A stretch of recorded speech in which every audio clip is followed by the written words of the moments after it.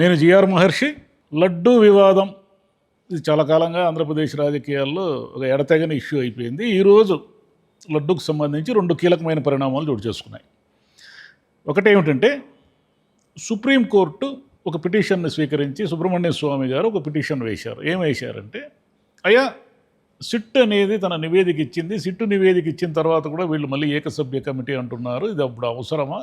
అంటే సుప్రీంకోర్టుకి సంబంధించిన ఇది ఒక రకంగా వయలేషన్ కాదా అన్నట్టుగా ఆయన ఏదో పిటిషన్ ఇచ్చాడు.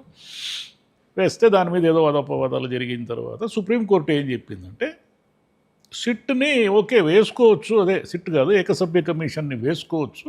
అయితే ఆ ఏకసభ్య కమిషన్ని కూడా ఎలా వేశాము అని వీళ్ళు చెప్పారంటే, కూటమి ప్రభుత్వం తరఫున న్యాయవాదులు సిద్ధార్థ రౌత్రా వీళ్ళు ఏం చెప్పారంటే, సిట్టుకు సంబంధించిన ఇచ్చిన నివేదికకు భిన్నంగా ఏమీ ఉండదు. ఇది దాని మీద సిట్లో ఒక క్లాజ్ ఒకటి ఉంది.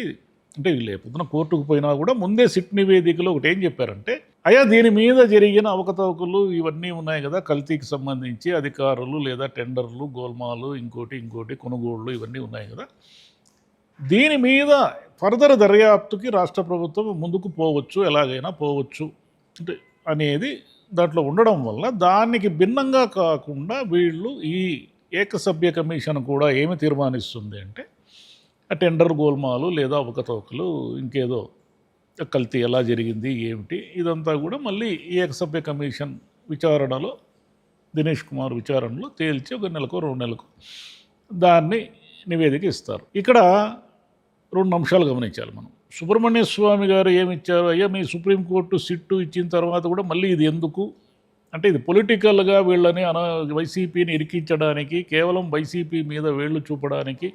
ఎందుకంటే చంద్రబాబు నాయుడు గారు ఈ లడ్డు వివాదంలో అనవసరంగా పంది కొవ్వు జంతు కొవ్వు అది ఇదని అనేసి మాట జారారు కాబట్టి దాన్ని వెనక్కి ఎలా తీసుకోవాలో తెలియక ఆయన ఇంకా అంతకుమించి ఏమేమో మాడుతున్నారు. హ్యార్పిక్ ఇది కూడా కలిసింది, టాయిలెట్ క్లీనర్ కూడా కలిసింది అనే లెవెల్కి వెళ్ళిపోవడం వల్ల ఏమైందంటే, దాన్ని వెనక్కి తీసుకోవడం ఎలాగా అంటే, ఇప్పుడు ఈ వైసీపీని ఎలాగైనా సరే ఈ కొవ్వు కల్తీ వీటన్నిటిలో మిక్స్ చేసేసి జనంలో ఒక రకమైన చెడ్డ పేరు తీసుకురావాలి అనేది ఒక కూటమి లక్ష్యం. అది తెలుస్తూనే ఉంది. ఎందుకంటే చంద్రబాబు నాయుడు గారు ఏమైనా ఉండాలా అప్పటి పరిస్థితులు బట్టి నేను అట్లా మాట్లాడినానయ్యా, తర్వాత ఇప్పుడు సిట్టు నివేదికలో కల్తీ జరిగింది కానీ అంతే తప్ప వీళ్ళు చెప్పినట్టు జంతువుల కొవ్వు ఏమీ కలవలేదని చెప్పారు కాబట్టి నేను దానికే కట్టుబడి ఉన్నాను, నేను అప్పటి పరిస్థితుల్లో అలా మాట్లాడాను అని ఉంటే ఏ సమస్య లేదు. ఆయన ఏమయ్యాడంటే, కూటమి ప్రభుత్వం తెలుగుదేశం నాయకులు కార్యకర్తలు దేనికి స్టిక్ ఆన్ అయ్యారంటే, సిట్టు నివేదికకి వ్యతిరేకమైన అంటే కొవ్వు కలిసింది అని బ్యానర్లు పెట్టి అంబటి రాంబాబు గారి మీద దాడి, ఆయన ఏదో మాట్లాడడం ఇదంతా జరిగింది కదా. ఈ ప్రాసెస్ అంతా ఎందుకు జరిగింది? దీని బేస్ వచ్చేసి లడ్డూలో కొవ్వు కలిసింది అని ఎట్లయినా సరే నిరూపించాలని కూటమి ప్రభుత్వం గట్టిగా అనుకోవడం వల్ల, అయ్యా దేవుడిది కళ్ళకు దండం పెట్టుకొని తింటాము దాన్ని తీసుకుపోయి ఎందుకు అలా చేస్తారని ఎవరైనా అన్నా కూడా లేదు మీరు వైసీపీ వాళ్ళు టీడీపీ వ్యతిరేకులు అని ముద్రలు వేసి వేధించే స్థాయికి రావడం వల్ల సిచ్యువేషన్ ఇంత దూరం వచ్చేసింది. ఇప్పుడు సరే సుప్రీంకోర్టు ఇవ్వడం వల్ల అదేం పెద్ద మీ కూటమి ప్రభుత్వానికి అద్భుతమైన ప్లస్ పాయింట్ కాదు, మైనస్ పాయింట్ కాదు. ఎందుకంటే మీరు ఎలాగూ ఏకసభ్య కమిషన్ అన్నారు. ఒకవేళ ఏకసభ్య కమిషన్ లేకపోయినా కూడా మీ దృష్టి అంతా ఏమిటి, వైసీపీని దీంట్లో ఇరికించాలి, వాళ్ళకి ఈ మతానికి సంబంధించి అవమానం చేశారు, దేవుడిని అవమానం చేశారని ఒక బురద పూయాలి అనేది మీ లక్ష్యం. కాబట్టి ఆ లక్ష్యం నెరవేరలేదు. రేపు పొద్దున దినేష్ కుమార్ విచారణలో ఏమి తేలినా కూడా దాన్ని జనం నమ్మరు. ఎందుకు నమ్మరంటే, మీరు ఇంటెన్షనల్గా దీన్ని తిరుమల లడ్డూని ఇలా పొలిటిసైజ్ చేశారు అనే దాన్ని జనం నమ్ముతున్నారు.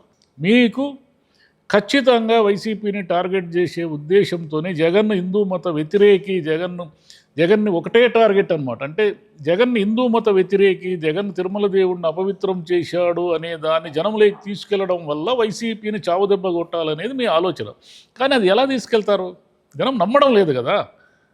కల్తీ అనేదాన్ని ఇప్పుడు సిట్ నివేదికలో కల్తీ రసాయనాలు కలిసాయి అంటే ఓకే, దాన్ని ఏదో జరిగిందేమో చూద్దాము ఏం జరిగిందో అనేది జనం అనుకుంటారు. అది ఎవరి హయాంలో జరిగింది అనేది మళ్ళీ వేరే విషయం. మళ్ళీ మీ హయాంలోనే ఆ బోలే బాబా హర్షు డైరీ అని వచ్చాడు, మీ హయాంలోనే లడ్డూకి ఏదో పూత పూశారు వాసన రావడానికి, ఇన్ని ఉన్నాయి కదా. ఇన్నిటి మధ్యన బేసిక్ క్వశ్చన్ ఏమిటంటే, వైసీపీ హయాంలో మీరు ఏదైతే కొవ్వులు గెలిచాయి అవి గెలిచాయి ఇవి గెలిచాయి అంటున్నారో ఆ లడ్డు ఎక్కడైనా ఉందా?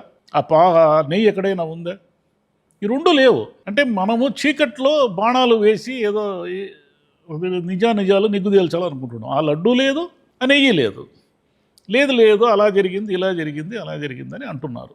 సరే, ఇప్పుడు రేపు పొద్దున 2 నెలల్లో ఏకసభ్య కమిషన్ ఏదో చెప్తుంది. ఒకవేళ ఏమి చెప్పినా వైసీపీ నాయకులందరికీ దీంట్లో సుబ్బారెడ్డి గారికి, కరుణాకర్ రెడ్డి గారికి, జగన్ గారికి, వాళ్ళకి వీళ్ళకి అందరూ దీంట్లో ఇన్వాల్వ్ అయ్యి సంబంధం ఉంది అన్నా కూడా బేసిక్గా మీరు దాన్ని నివేదికని ఆధారంగా ఏదో అంటే ఏమంటారు, నివేదికను తయారు చేయొచ్చు కానీ జనములో దాన్ని ఇంజెక్ట్ చేయలేరు. జనములో దాన్ని ఇంజెక్ట్ చేయడం అనేది ప్రాక్టికల్ ఇంపాసిబుల్. ఎందుకంటే మీరు వాళ్ళని టార్గెట్ చేశారు అనేది అర్థమవుతుంది, కానీ మీ ఉద్దేశము తిరుమల లడ్డు కల్తీ నుంచి బయటికి దాన్ని నిజాను డిగ్గు తేల్చాలి అనే దానికంటే కూడా దాన్ని పొలిటికల్ ఆయుధంగా వాడడం అనేది ఇక్కడ సమస్య. మామూలుగా ఏంటి ఇదేమీ లేదు దీంట్లో సమస్య. సరే, అదే కల్తీ జరిగింది, అధికారులు ఎవరు వాళ్ళు దానికి పాల్పడినారు, దీనికి పాల్పడినారు, వాళ్ళ మీద ఆల్రెడీ అరెస్టులు ఏవో జరుగుతున్నాయి కదా. ఇవన్నీ ఈ ప్రొసీజర్ అంతా మామూలుగా జరిగిపోయింది. ఇప్పుడు ఏమిటి, ఇది తీరా ఏమైంది, ఇంత దూరం వచ్చేసి అటుపోయి ఎటుపోతుందో తెలియదు ఈ కేసు. సరే, ఇంక రెండో విషయం చెప్తాను. అసెంబ్లీలో లడ్డూ మీద చర్చకు ఒప్పుకున్నారు, అంటే చర్చకు సిద్ధము. అసెంబ్లీలో ఎవరున్నారు మీరు చర్చించేదానికి? అసెంబ్లీకి వాళ్ళు రారు, వైసీపీ వాళ్ళు. ఇంకా మిగతా పార్టీల వాళ్ళు ఎవరు లేరు. జనసేన, బీజేపీ మీ వాళ్ళే.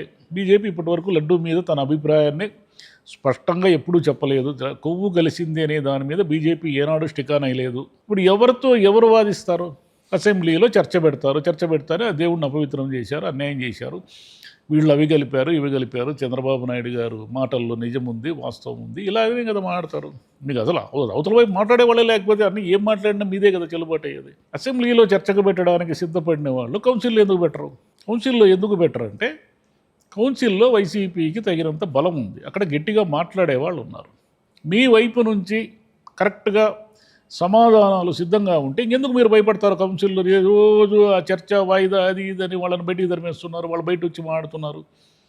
వాళ్ళు కౌన్సిల్లో కొన్ని క్వశ్చన్స్ అడుగుతారు, మీరు సమాధానాలు చెప్పండి. వాళ్ళు ఏమంటారు, హెరిటేజ్ ఇందాపూర్ నెయ్యికి హెరిటేజ్కి ఏమిటి సంబంధం అంటారు. ఏమిటి సంబంధం ఉంటే చెప్పండి, సంబంధం లేకపోతే సంబంధం లేదని చెప్పండి, అంతే కదా, సింపుల్. ఇందాపూర్ అనేది ఇప్పుడు 600 పైచీలకు నెయ్యి సప్లై చేస్తూ ఉంది. అంత రేటు ఎందుకు ఇస్తూ ఉంది? మార్కెట్లో తక్కువ రేటుకున్నా కూడా టీటీడీకి ఎందుకు ఎక్కువ రేటు ఇస్తూ ఉంది? అయ్యా మేము నెయ్యిలో క్వాలిటీ, లడ్డూలో క్వాలిటీ పెంచాలనుకున్నాం కాబట్టి ఎక్కువ రేటు ఇచ్చామని అదే చెప్పండి. బోలే బాబా అంటారు. బోలే బాబా ఎవరి హయాంలో వచ్చిందో చెప్పండి. ఇక్కడ ప్రాబ్లం ఏమిటంటే మీ దగ్గర వాళ్ళు అడిగే ప్రశ్నలకు పూర్తిగా సమాధానాలు ఉంటే మీకెందుకు కౌన్సిల్లో చర్చించడానికి భయం? ఎందుకు మీకు? ఏముంది దాంట్లో భయపడేదానికి? భయపడుతున్నారంటేనే వసూలు ఏవో ఉన్నాయి. అసెంబ్లీలో చర్చిస్తారు, అసెంబ్లీకి వాళ్ళు రారు, మీకు స్పష్టంగా తెలుసు అసెంబ్లీకి రారని మీకు స్పష్టంగా తెలిసినట్టు అక్కడ చర్చ పెడితే ఏం ప్రయోజనం? అక్కడ చర్చ పెట్టడం వల్ల జనం నవ్వుకుంటారు. ఓహో వీళ్ళు మాడుకొని వీళ్ళు ఏదో ఒక కన్క్లూజన్కి వచ్చేస్తారు. అక్కడ కౌన్సిల్లో చర్చ పెట్టాలంటే వీళ్ళకి సమస్య. మండలిలో పెట్టరు, వీళ్ళు ఎప్పటికీ చర్చ పెట్టరు, ఎందుకంటే వైసీపీ వాళ్ళు గట్టిగా అడుగుతారు కాబట్టి. ఈరోజు జరిగిన కీలకమైన పరిణామాలు. దీన్ని ఎటుపోయి లాస్ట్కు రాజకీయ ఆయుధంగా ఎన్నాళ్ళు వాడతారు, ఎంతకాలం వాడతారు? తిరుమల దేవుణ్ణి ఎందుకు ఈ రాజకీయాల్లోకి తీసుకొచ్చేసి ఇవన్నీ చేస్తున్నాం అనేది 7 కొండలు 2 కొండలు అని మళ్ళీ అదొకటి.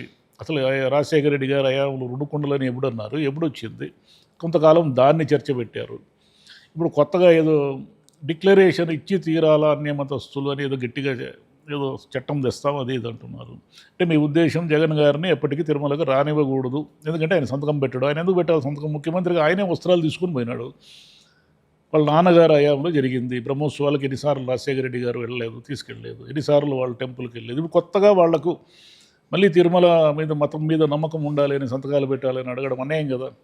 ఎవరైతే బ్రహ్మోత్సవాలకు వస్త్రాలు తీసుకుపోయినారో వాళ్ళ మీద వాళ్ళనే సంతకాలు చేయమంటే ఎందుకు చేస్తారు? చేయరు కదా. కాబట్టి ఇది ఇట్లా ఎన్నాళ్ళు అట్లా టార్గెట్ చేస్తారు? అసలు మతము హిందూయిజం అనేది గట్టిగా మాట్లాడేవాళ్ళు బీజేపీ వాళ్ళు చాలా సంయమనంగా బ్యాలెన్స్డ్గా ఉన్నారు, చాలా జాగ్రత్తగా. ఇది దేవుడికి సంబంధించిన వ్యవహారము, ఎంత మాట్లాడాలి ఎంత మాట్లాడకూడదు, దీన్ని రాజకీయం చేస్తే తర్వాత వచ్చే ఇబ్బందులు ఏమిటి అనే దాంట్లో వాళ్ళు క్యాలిక్యులేటెడ్గా ఉన్నారు. మీరేమో నోరు ఇష్టమని ఎట్లా మాడి ఇరుక్కుపోయి దాని నుంచి ఎట్లా బయటికి రావాలో తెలియక ఇటుపోయి ఎటో లడ్డూలో కల్తీ తేల్చండి అంటే లడ్డూలో కొవ్వు ఉందని తేల్చే వరకు నిద్రపోయేటట్లేరు మీరు. చివరికి అది ఏమవుతుంది? జనానికి భక్తుల మనోభావాలకు సంబంధించిన ఈ అంశంగా మారుతుంది. అది ఏంది ఇది ఇట్లా చేస్తున్నారే వీళ్ళు, మనం ఎంత పవిత్రంగా లడ్డూని తింటాము, వీళ్ళు తీసుకుపోయి బద్ధస్తమానము జంతువుల కొవ్వు అని మాట్లాడుతున్నారు. దాని స్థాయి దాటిపోయి ఒకేసారి టాయిలెట్ క్లీనర్ల వరకు వెళ్ళారు. ఎట్లా అది మనం తినేది కదా, తినేదంటే మామూలుగా తినేది కాదు, కళ్ళకు అద్దుకొని తినేది. మళ్ళీ దాంట్లో ఏదో వెంకటేశ్వర స్వామి ఫోటోలు చెప్పులు వేసుకొని పట్టుకున్నారని అదొక ఇష్యూ. మళ్ళీ ఎన్నోసార్లు తెలియకుండా జరుగుతాయి అవి. మాడ వీధుల్లో కూడా ఒక్కొక్కసారి తెలియకుండా చెప్పులు వేసుకొని తిరిగే వాళ్ళు కూడా ఉంటారు. అంటే తెలియదు, అది అక్కడ భక్తి లేక కాదు, ఆయన తిరుమల దేవుడిని అవమానించడానికి కాదు, పొరపాట్లు జరుగుతాయి. పొరపాట్లు ఓవర్ గ్లోరిఫై. వీళ్ళు ఏమంటారు, చంద్రబాబు నాయుడు గారు ఎన్నిసార్లు బూట్లు చెప్పులు వేసుకొని దేవుడి ఫోటో పట్టుకోలేదని వీళ్ళు పెట్టారు. అది ఏది ఫేకో ఏది నిజమో ఎవరికి తెలియదు. ఈ సోషల్ మీడియా కాలంలో మనకి ఎప్పటికీ అర్థం కాదు అది. ఎందుకు ఈ దేవుడిని మీరు ఏమన్నా రాజకీయాలు ఏమన్నా కొట్లాడుకోండి, మీ ఇష్టం వచ్చినట్లు కొట్లాడుకోండి, కానీ దేవుడిని తీసుకురావద్దండి. దాంట్లో తీసుకొచ్చి దేవుడి చుట్టూ రాజకీయాన్ని నడపకండి. అది డేంజర్ అది. Thank you.